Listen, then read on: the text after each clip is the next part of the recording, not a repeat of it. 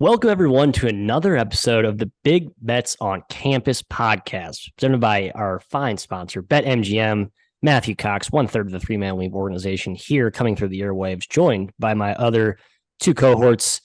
Let's talk hoop, fellas. The show structure, it's the same boilerplate that we're always used to. For those who join us for the first time, it's a six-pack of sections. We'll go through mid-majors, power games, underdogs, large favorites, and do a little spotlight on futures at the end of the program. But we all start with our money line dog of the week, Mr. McKeon. And before we actually go into this week's slate of options, let's quickly recap how we did last week.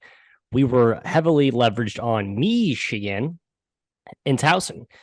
Michigan got it done for us at Northwestern as we continued to kind of fade this Northwestern swoon.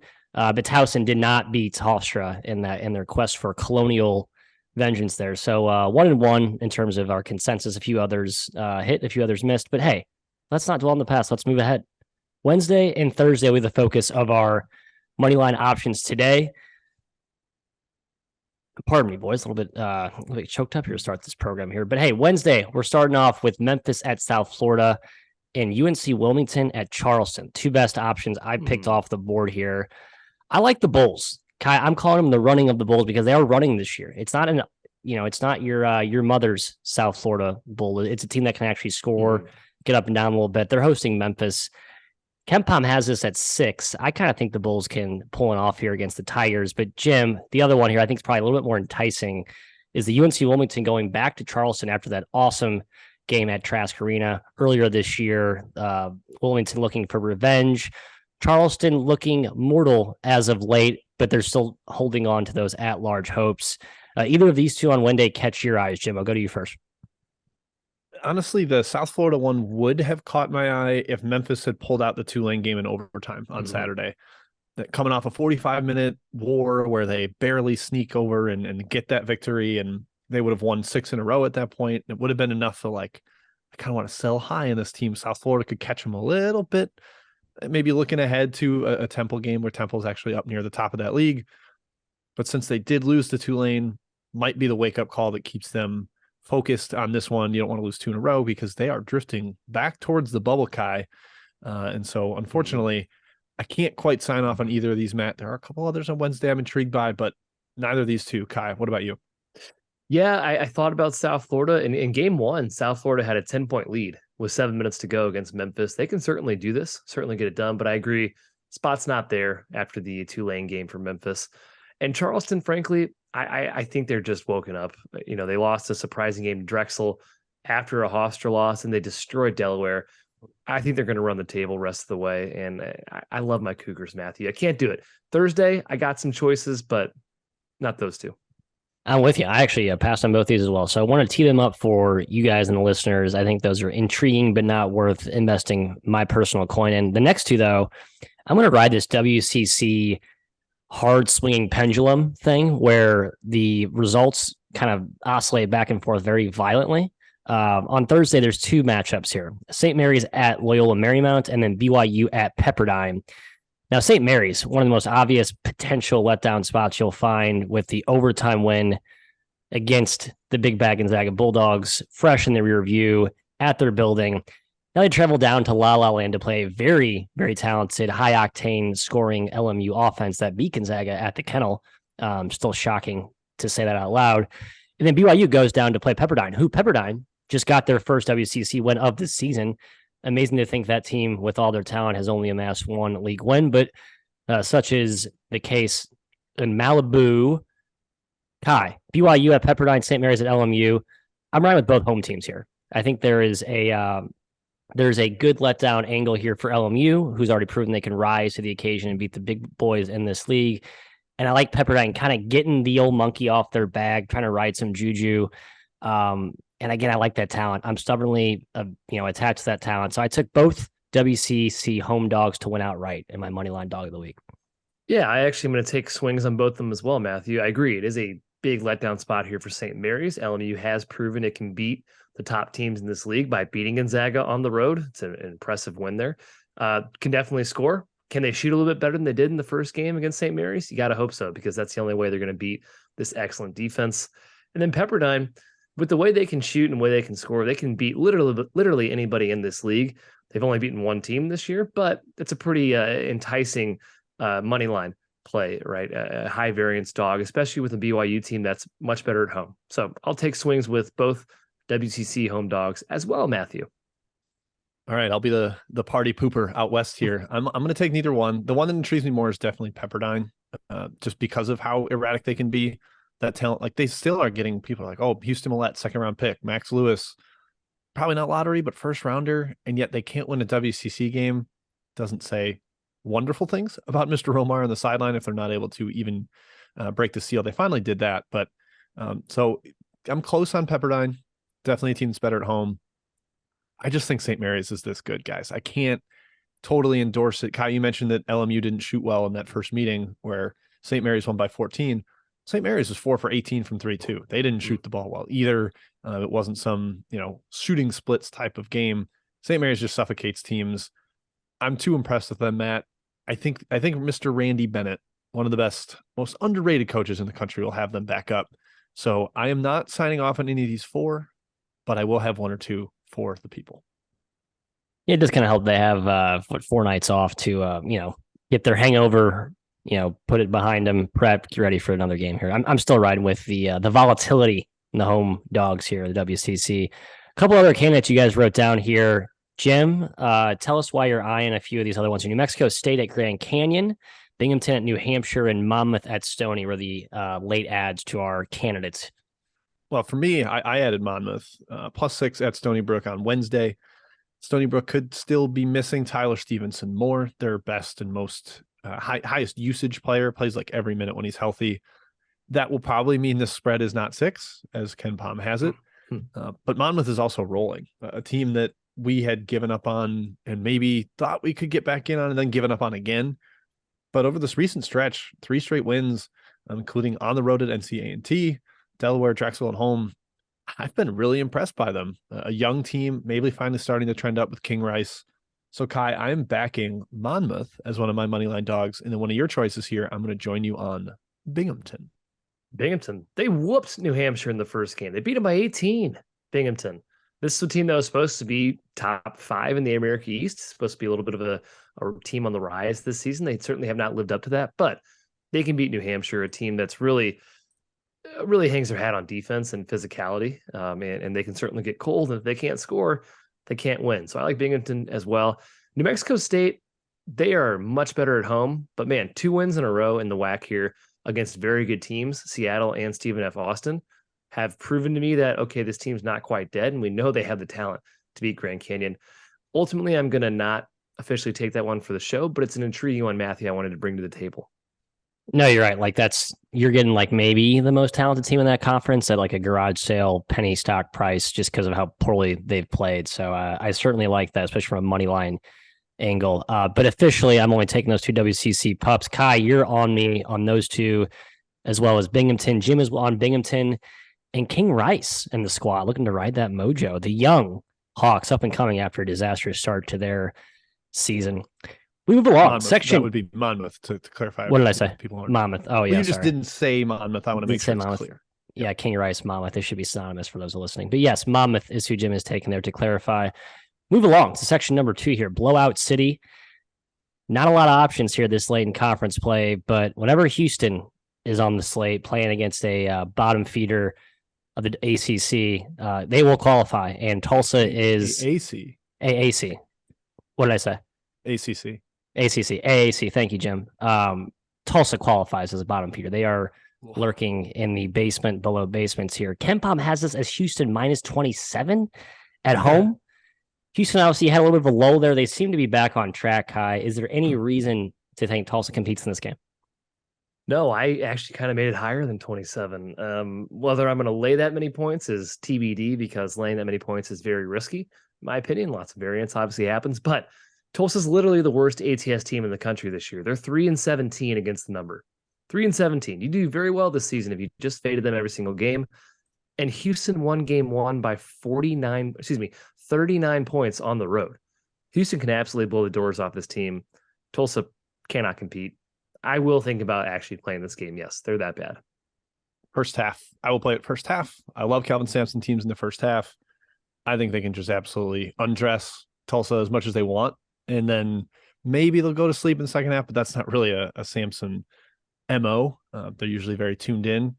Effort is pretty much always there. But man, yeah, they'll dominate the glass here, won't turn the ball over, and they will force a bevy of them against Tulsa.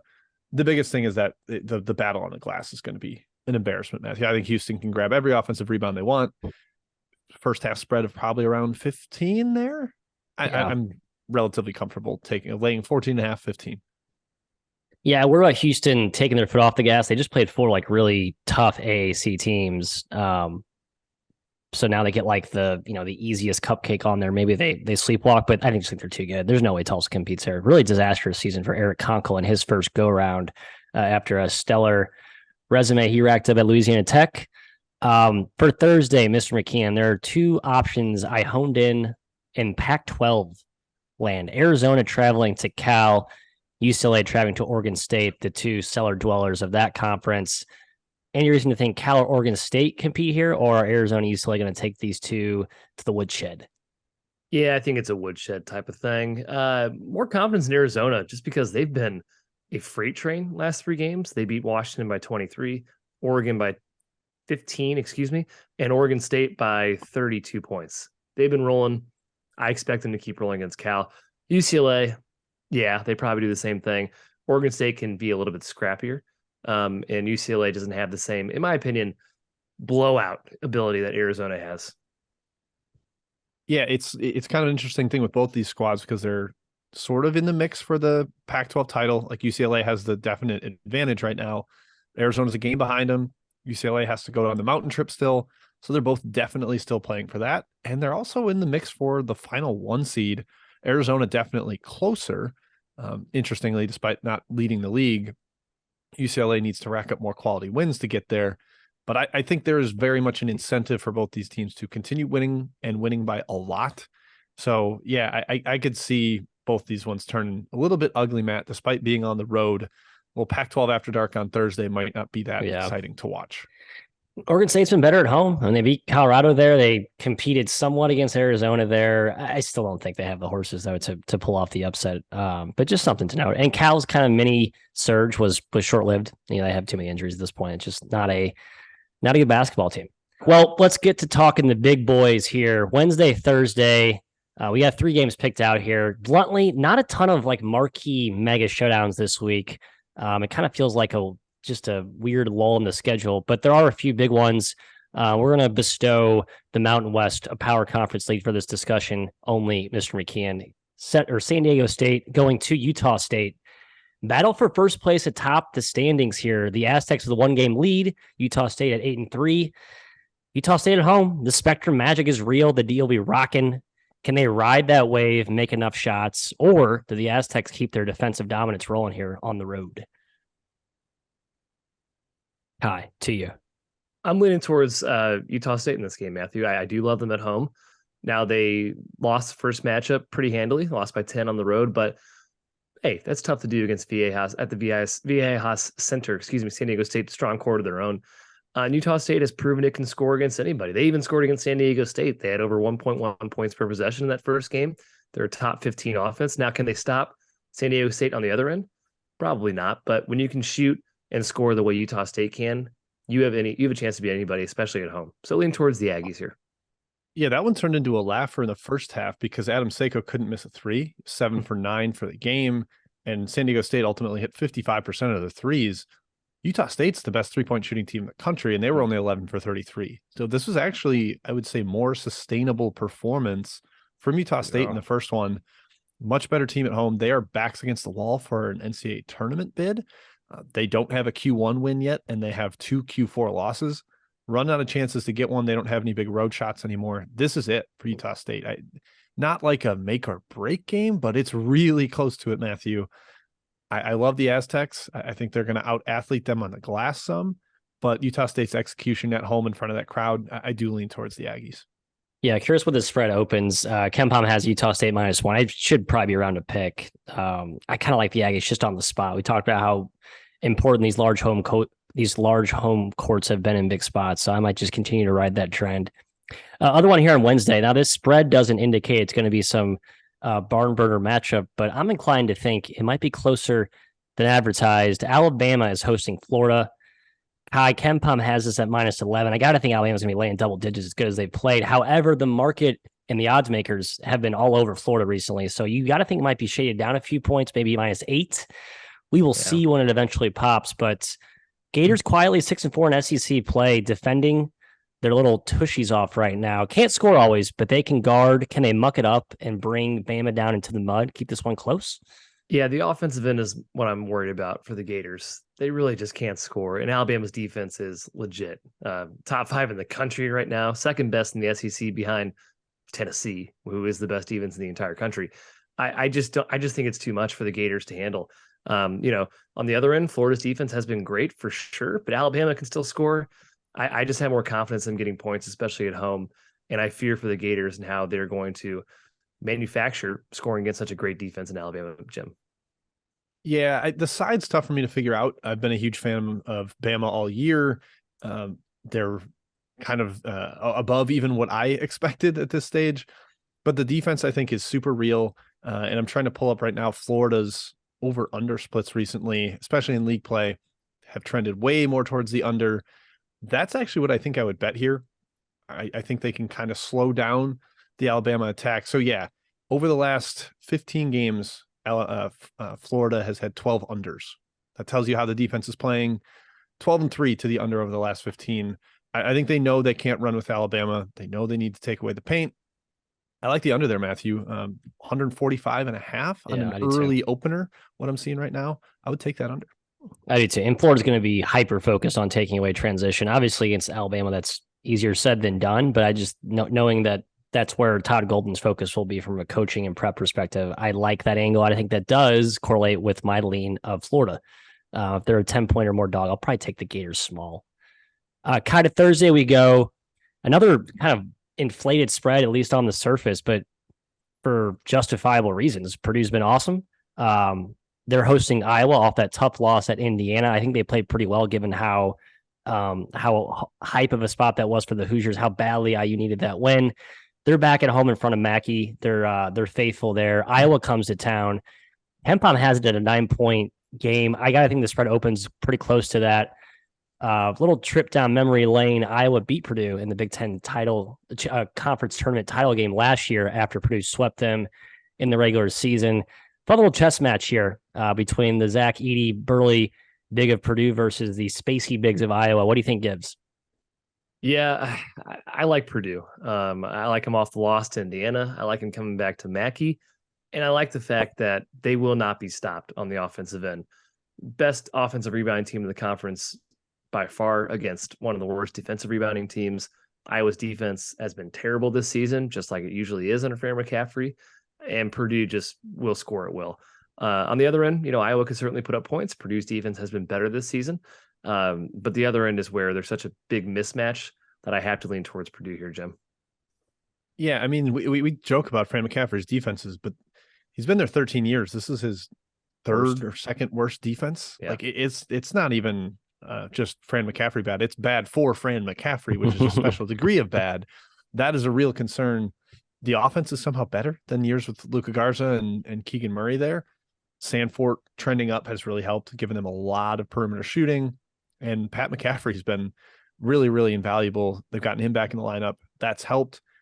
I could see that maybe making this line a little too high, but man, Matt, I have no interest in fading angry Purdue off a loss to their arch rival. I can't quite get there.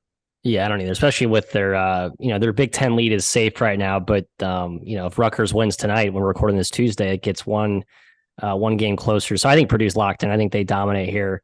Just as a general fan perspective, this will be one of the more aesthetically pleasing games to watch. Neither team fouls ever. I think the number 1 and number 2 defensive foul rate in the country. So if your eyes are still bleeding from watching Tarleton versus UT Arlington last night on Monday, this will be a good kind of palate cleanser for you, Kai. So good point, Matthew. Yes. Thank you. And now we pivot to the mid-major game of the week section. Again, not a ton of great options, but on Thursday, there are 2 barn burners. We are all over the Conference USA in this section. I think we talked about UAB and North Texas a few different times here. We're going to go back to that because UAB comes back to Denton, Texas, to take on the Mean Green, who KenPom has as a 4-point favorite. Jim, Blazers maybe trending up now with Jelly Walker back in the mix. They got that Florida Atlantic win in their pocket. Do they keep it going against the Mean Green at the Super Pit? Yeah, and perhaps Andy Kennedy has sorted out any locker room issues they had after a couple suspensions of guys further down the rotational spectrum. And yeah, 4 straight wins, including the Florida Atlantic win. North Texas did win the first one, completely controlled the pace. Slowest game UAB's played all year by 8 possessions, and a couple that are closer to that, but drag them into the mud the way North Texas is wont to do. That might be the case again here because it's at North Texas, Kai. I usually like the home team to control the tempo, usually like the slower team to control the tempo. It's just a little easier to slow teams down than speed them up. I'm leaning towards the Mean Green. I don't like laying that many points with them because it's not some devastating offense that can get hot and bury you, but it feels a little bit crock-potty for my good friends, the Mean Green. Yeah, I'm going UAB. Jelly Walker missed that game against North Texas. UAB was 1 for 10 from 3 in that game. I just think they have a much better outing here. And you said it, 4 points is a lot to lay, in my opinion, for North Texas against such a good team in UAB that still, at its peak, could be the best team in this conference, with apologies to FAU. I still think they're the best team, but UAB has that ability, has that talent. So I lean towards UAB here, Matt, if the spread's indeed 4.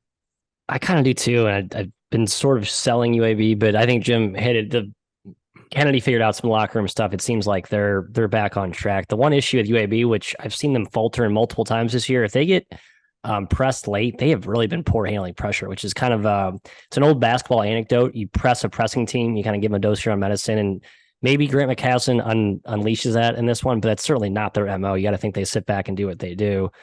Jelly Walker makes threes from 28, 25 feet out. I think they're having a good chance in this one. And the way Gaines is playing as well. So yeah, a lot to like about the way the Blazers team is playing. Awesome. Yep. All right, we head west for our second mid-major till our first spotlight on the Big West, I think, so far this season. Long Beach is hosting UC Santa Barbara. So Beach is currently, I think, tied for second place. Santa Babs, Kai, your squad sits atop leaderboard at 9-2, 18-4 overall. Joe Pasternak, a ton of down transfer talent there. Experienced ball club. Coming off a tough loss to the Matadors of Cal State Northridge. What? Lost to Northridge? Yeah. Do they bounce back here in a pretty short travel there from Santa Barbara down to Long Beach? I do lean towards Santa Barbara here. Long Beach's been good lately. They've won 6 straight. They're 7-1 without Joel Murray, who was arguably their best player, and he's been out and out for the rest of the year. They figured out life without him. But if you look at the conference efficiency numbers in both ends, Barbara dominates this league. They're number 1 on offense, number 2 on defense. Long Beach is kind of the middle of the league, middle of the pack in both ends.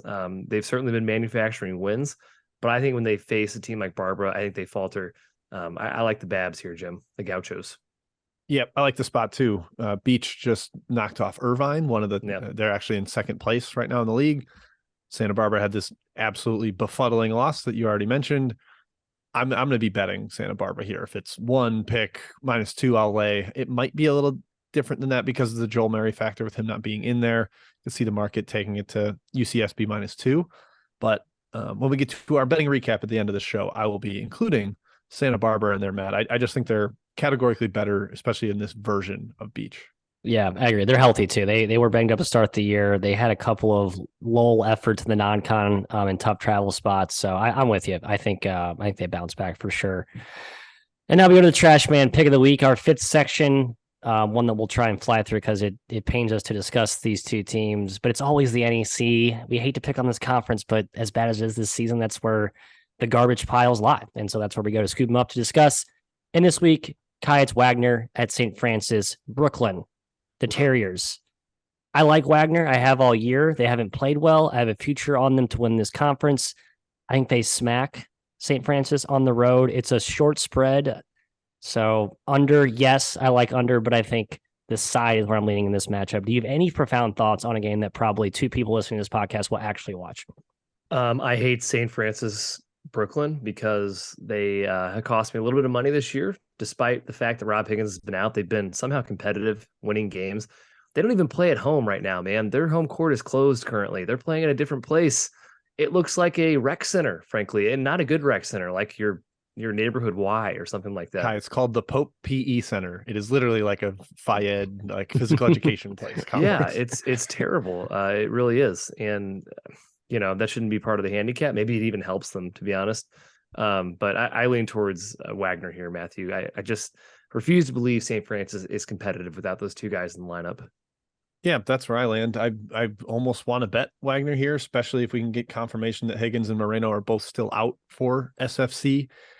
They're key pieces, and they've sort of reshaped their identity recently, been competitive, actually won 3 in a row, but they beat Wagner at Wagner, and I think there's some revenge factor coming back here for the Seahawks. I kind of think they could smack them. Yeah, I think so too. I think this is the start of a Wagner run. I'm hoping to see Wagner and Stonehill square off toward the end of the season for a potential outright berth, but that's very wishful thinking for a team that's still three games back of the title spot.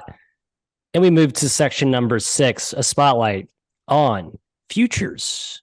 Talking title futures, feels like a good time to reset and discuss a handful of teams that have had some either very impressive resume building wins that puts them in good, favorable seeding spots to make a deeper run, or just teams that are playing better, kind of agnostic of, resume building wins. Obviously, there's some overlap there, but curious for you guys' thoughts on the value of these 5 teams, and feel free to pepper in any additional ones you think are worth adding right now.